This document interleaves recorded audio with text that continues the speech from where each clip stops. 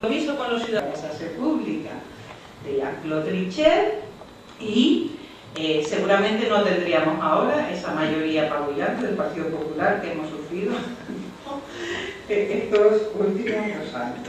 O la otra opción, que fue por la que optó, ¿no? Lo planteo como un dilema porque creo que puede, ¿no?, representar quizás un caso, ¿no?, a discutir. Claro que hay diríamos que una explosión de casuística, ¿verdad?, ¿no? Porque no podemos, Santiago ponía algunos, no podemos empezar a poner casos y casos y casos, o por el contrario, bueno, pues la opción que ya conocemos, diríamos, ¿no?, esas medidas sobre las pensiones y sobre los presupuestos públicos que contradecían el programa electoral y que todavía causan hoy una desazón enorme en el electorado, ¿no?, del Partido Socialista.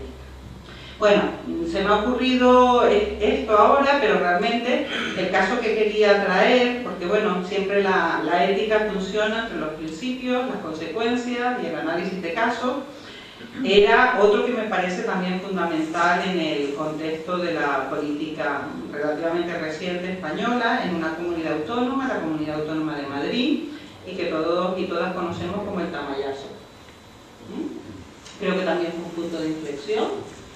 Ahí las consecuencias fueron tremendas, porque diríamos en el ejercicio de esto que estamos llamando la propiedad del escaño, pues quizás se hizo, yo creo que la peor traición que puede uno hacer al electorado, y además en el momento uno, ¿no?, en el momento de arrancar la legislatura. Y así se entregó, ¿no?, el gobierno de la Comunidad de Madrid al Partido Popular, ¿no? Creo que merecería, no he tenido tiempo de ver, ¿no?, si ya se ha generado literatura, ¿no?, sobre este caso, lo que he planteado, ¿no?, sobre, ya para traerlo, diríamos, a lo concreto, sobre Zapatero, pues creo que todos, ¿no?, nos lo hemos planteado en algún momento y lo podemos, ¿no?, ¿cuál sería ahí la responsabilidad? Es decir, si tú traicionas, diríamos, ese contrato con el electorado, ¿no?, ese es el límite, esa es la línea roja. Y quizás, bueno, pues para acabar también, ¿no?, poner distintos ejemplos, pues, no sé, quizás lo que está sucediendo en La Palma, ¿no? Para mí es complicado, pero bueno, ¿no?, todos hablamos con compañeros aquí de un lado y otro. Ahí diríamos que hay que hacer una evaluación del papel de los pactos, ¿no? Los partidos pactan, ¿no? Y luego en el ejercicio de sus funciones, los cargos públicos que pertenecen a esos partidos, pues pueden, diríamos, romper, ¿no?, las líneas maestras de esos pactos. Claro, la justificación ahí sería que con ese pacto no se persigue la finalidad de la representación y por lo tanto servir a los intereses, ¿no?, de la ciudadanía. Y de otra parte, bueno, pues claro, ¿no?, diríamos que desde las estructuras de los partidos la reflexión es que las consecuencias políticas, por ejemplo, ¿no?, en Canarias, los pactos que está habiendo entre PSOE y PP, pues van a tener sobre todo duras consecuencias en el futuro para el Partido Socialista. Entonces, bueno, ¿no?, simplemente son, efectivamente, este no es un tema nada sencillo. Están los casos, están los contextos, están las correlaciones. Creo que el tema de listas abiertas, ¿no?, ayudaría, no sé, quizás la pregunta para Santiago es si, ¿no?, dentro de esta arquitectura constitucional sería una pieza, ¿no?, que se puede cambiar, ¿no?, listas cerradas, listas abiertas, y que esas listas abiertas pues darían aún más protagonismo a la titularidad, diríamos, individual, ¿no?, de ese ejercicio del cargo público. No sé, creo que no he hecho nada especialmente interesante en lo que he dicho, simplemente poner, reflexionar en voz alta sobre, pues eso, la situación que tenemos respecto a esto de la propiedad. Se me ocurría también quizás cuestionar, ¿no?, el enunciado de la propiedad, en todo caso un alquiler, ¿no?, que siempre, ¿no?, la figura del alquiler, ya que llevamos también una larga crisis inmobiliaria, ¿no?, a las espaldas, puede resultar, ¿no? O sea, habitar, ¿no?, esos escaños, ¿no?, ejercer las funciones que les corresponden, pero quizás no ha habido demasiada patrimonialización también, ¿no?, en la historia reciente de la política, y es uno de los grandes temas a discutir.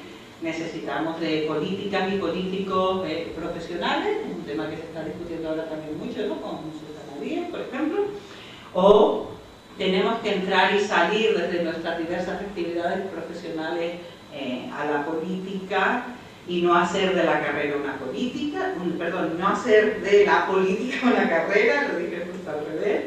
Es decir, ¿no?, aquí yo creo que ¿no? Tendríamos una deriva, ¿no?, complicada, pero creo que también está, ¿no?, en la mente de muchas personas, sobre todo problematizar, ¿no?, esta cuestión clave de la arquitectura democrática, que es la representación política y cómo ejercer la representación política, ¿no? No sé cuánto tiempo he hablado, pero creo que, ¿no?, que es suficiente y que, ¿no?, podemos empezar a debatir.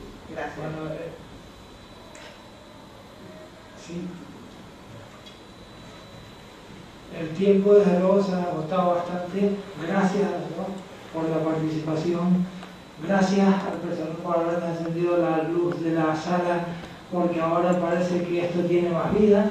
Antes desde aquí se percibía una penumbra preocupante. Y me ha parecido, antes de dar paso al debate del público asistente, que es la parte quizás fundamental que tenemos, me ha parecido entender a María José lanzar una pregunta, una cuestión a Santiago sobre las listas abiertas. Si no te importa contestar. Es una propuesta de la que se viene hablando desde hace mucho tiempo, sin unos términos muy genéricos. Si lo que me pides es mi opinión personal, todo este tipo de fórmulas hay que, digamos, tener muy presente, si uno decide ponerlas en marcha, cuál es el contexto social en el que nos desenvolvemos. Yo he participado en las únicas elecciones en las que el elector puede votar a un candidato de un partido y otro de otro, las elecciones al Senado. Y en determinadas circunstancias, las listas abiertas pueden ser el camino a través del cual se ejerza una influencia de lobby espectacular sobre los candidatos, porque van a empezar a competir no solo los candidatos de unos partidos con los de otros, sino los candidatos del propio partido. Yo me he visto en alguna campaña electoral en la que un compañero mío de candidatura estaba todos los días en todos los medios, y yo me preguntaba, ¿cómo será posible esto? Lo descubrí con el paso del tiempo, porque recaudaba financiación para su propia campaña, no la financiación que el partido nos proporcionaba, nos facilitaba a los candidatos de la misma candidatura en listas abiertas, no, todos los días, lo cual hace que luego el representante, sin que nadie lo sepa, porque eso obligaría a tener que transparentar algo que casi por su naturaleza no es transparentable, esté en el escaño, ya no solo condicionado a la influencia que pueda ejercer la dirección del partido, sino a esa otra, todavía mucho más opaca y mucho más antagónica con el objetivo que se pretende. Luego quería hacer un comentario, ya que me dieron la palabra. Se habla mucho de transfugismo. Les voy a poner un ejemplo, porque creo que uno con ejemplos se expresa mejor.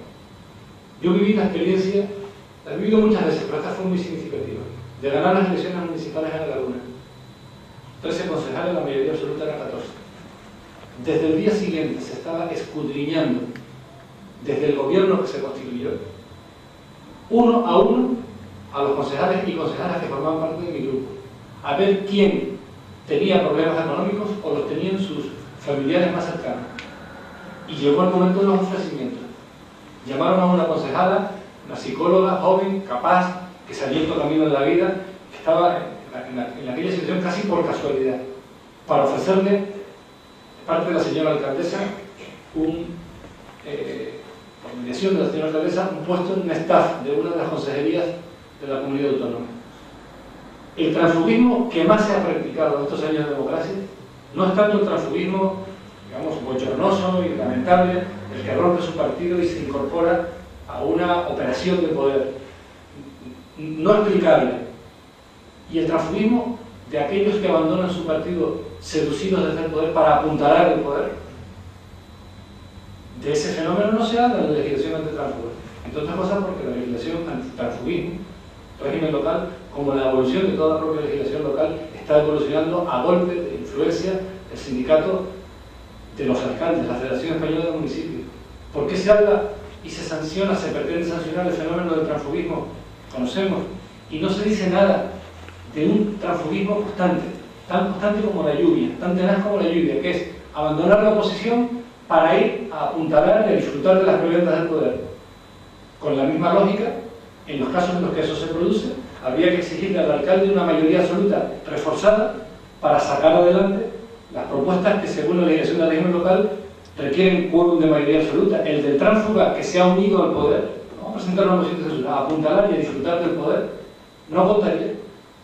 De ese supuesto, que es, en mi opinión, el que más se da sigilosamente, no se habla nunca. Y luego, la cuestión de la legislación del transfugismo se podría aplicar a algo que se emplea en la doctrina jurídica para hablar de los derechos fundamentales y también para hablar de los llamados conceptos jurídicos indeterminados. Todos podemos coincidir en casos de transfugismo patente, el caso de Tamayo, por ejemplo. Luego podemos coincidir probablemente en aquellos supuestos en los que no hay transfugismo, zona de certeza negativa. Y luego hay un conjunto de situaciones dudosas. Por ejemplo, lo que ha ocurrido en La Palma. Al menos dudosas. Están en su grupo, todos tienen una causa de justificación, yo creo que no solo política, sino jurídica, que es que un mes antes, sin explicación alguna, se les destituye. Y la propia presidenta del Cabildo dice que el pacto funcionaba bien. Luego se destituye por razones extrañas al funcionamiento de esa corporación que representa una colectividad, el pueblo de La Palma, que tiene derecho a autogobernarse. Tiene derecho a autogobernarse. La autonomía consiste en la existencia de un proceso político propio, de un espacio político propio. Y cuando se habla de pactos en cascada para condicionar un gobierno, se está hablando de razones externas a un proceso que tiene su espacio, necesita, tiene derecho a disfrutar de su espacio político. Entonces yo diría, los casos que se pueden tratar de contener o de sancionar una legislación antitransfugismo, yo no la desaconsejo, pero hay que saber dónde están los límites y cómo se debe interpretar y aplicar una legislación de esa naturaleza. Están para los casos de transfugismo, digamos, bochornosos. Pero en los casos de duda, la interpretación del ordenamiento jurídico requiere que en el caso de duda se apueste siempre por la mayor fortaleza del derecho fundamental que se está recibiendo, el principio pro libertad. Esos casos de duda no se pueden estar intentando forzar ni por la cúpula de los partidos, siquiera por la opinión pública, para meterlos en el saco del transfugismo flagrante y recortar el estatuto del concejal al que se denomina dudosamente transfuga. Pongo un ejemplo y termino. Supongamos que un Partido Socialista, el que más siempre tengo presente, presenta una candidatura al Cabildo Insular de La Palma. La mitad de los miembros de la candidatura, de esa candidatura, son independientes, la otra mitad afiliados. Constituyen el grupo socialista y todos deciden presentar una moción de censura. El partido político expulsa a los que puede expulsar, sin entrar en lo que comenté antes del procedimiento sancionatorio, pero no puede expulsar a los independientes, porque no están afiliados. Si la tesis que están diciendo algunos vale, que es decir, expulsándolo del partido se recorta su estatuto de concejal, porque no se le deja ejercer la culminación de la función de control, que es la exigencia de la responsabilidad política, resulta que a partir de ese momento hay dos clases de concejales. Los que, por pertenecer a un partido, pueden ser expulsados y recortarse su estatuto jurídico, y los que no. Esto, en fin, no se comparece en absoluto con un principio constitucional esencial que es el de igualdad. No se comparece en absoluto. Y ese caso al que me estoy refiriendo, no sé si se habrá dado, pero es perfectamente imaginable. Perfectamente imaginable. A esto digo yo, los asuntos de esta naturaleza, cuando se plantean, porque todo está en trasfondo, hay que analizarlos cada uno en sus circunstancias. Y cada caso solo permite una solución justa.